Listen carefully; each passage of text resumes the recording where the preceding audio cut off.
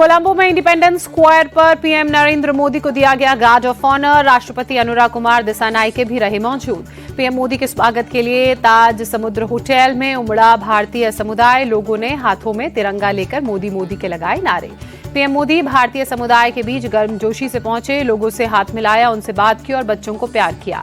प्रधानमंत्री का होटल में मुस्लिम समुदाय के लोगों ने भी स्वागत किया। पीएम मोदी ने रामायण पर आयोजित एक पपेट्री शो भी देखा।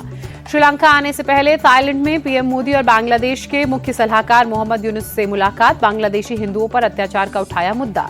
पीएम मोदी ने मोहम्मद यूनुस को दिया सख्त संदेश, कहा बांग्लादेश में हिंदुओं सहित सभी अल्पसंख्यकों की सुरक्षा आपकी जिम्मेदारी और आपको इसे निभाना चाहिए। पीएम मोदी ने बांग्लादेश के हालात पर चिंता जताते हुए मोहम्मद यूनुस को हिदायत दी। बांग्लादेश का माहौल खराब करने वाली किसी भी बयानबाजी से बचने के लिए कहा। मोहम्मद यूनुस ने भी पीएम मोदी के सामने बांग्लादेश की पूर्व पीएम शेख हसीना के प्रत्यर्पण का मुद्दा उठाया। तख्ता पलट के बाद से शेख हसीना ने भारत में ले रखी है शरण। वक्फ संशोधन बिल पर all India Muslim personal law board ने राष्ट्रपति मुर्मू से मिलने का वक्त मांगा। पत्र लिखकर बिल पर मुस्लिम समुदाय की चिंता जाहिर की। वक्फ संशोधन बिल के खिलाफ सुप्रीम कोर्ट पहुंचे असदुद्दीन ओवैसी ही, कहा मुसलमानों को टारगेट कर रही सरकार। बिल के विरोध में कांग्रेस सांसद मोहम्मद जावेद ने भी याचिका दी।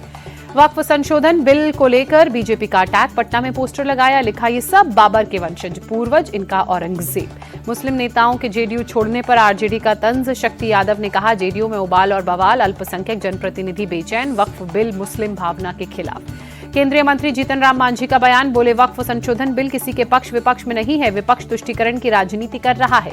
जीतन राम मांझी ने कहा ये जो बिल पारित हुआ है वो ऐतिहासिक है, ये किसी धर्म के खिलाफ नहीं बल्कि एक खराब व्यवस्था के खिलाफ। हावड़ा में रामनवमी की शोभा यात्रा निकालने की कलकत्ता हाईकोर्ट ने मंजूरी दी। अंजनी पुत्र सेना और वीएचपी को मुस्लिम बाहुल्य काजीपाड़ा के पुराने रास्ते से जुलूस निकालने की इजाजत मिली। कलकत्ता हाईकोर्ट ने एक जुलूस में 500 से ज्यादा लोगों के शामिल होने पर रोक लगाई।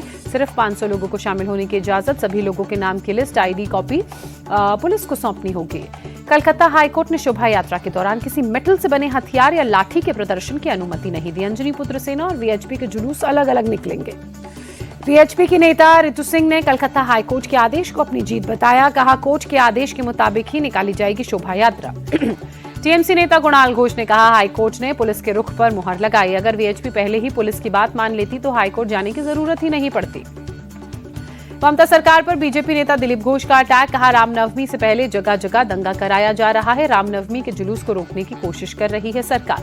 दिलीप घोष ने कहा बंगाल जैसी निकम्मी पुलिस देश में कहीं नहीं। हिंदुओं को अपने तरीके से पूजा करने का अधिकार। हिंदू समाज रामनवमी की शोभा यात्रा निकालेगा। सीएम योगी आदित्यनाथ महाराजगंज पहुंचे। नौतनवा ब्लॉक में रोहिन बैराज का उद्घाटन किया। महाराष्ट्र में जारी भाषा विवाद के बीच एमएनएस की धमकी। मुंबई अध्यक्ष संदीप देशपांडे ने कहा जिन्हें मराठी नहीं आती वो राज्य छोड़कर जाएं, नहीं तो औकात दिखा देंगे।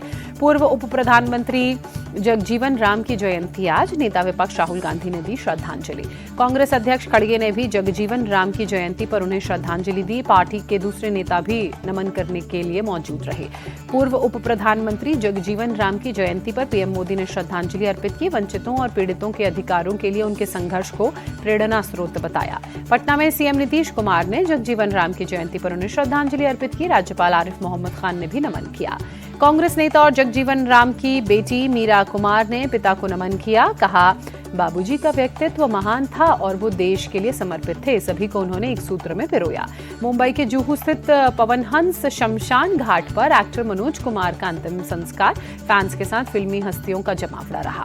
हरिद्वार के चंडी देवी मंदिर में भक्तों की भारी भीड़। चैत्र नवरात्र के अवसर पर दर्शन के लिए श्रद्धालुओं की लंबी कतार। चैत्र नवरात्र की अष्टमी पर देवी मंदिर में भक्तों की भीड़। नयना देवी मंदिर में पूजा अर्चना कर रहे भक्त। गुवाहाटी में मां कामाख्या देवी मंदिर में श्रद्धालुओं का जनसैलाब। चैत्र नवरात्र की अष्टमी के मौके पर भक्तों ने दर्शन किए।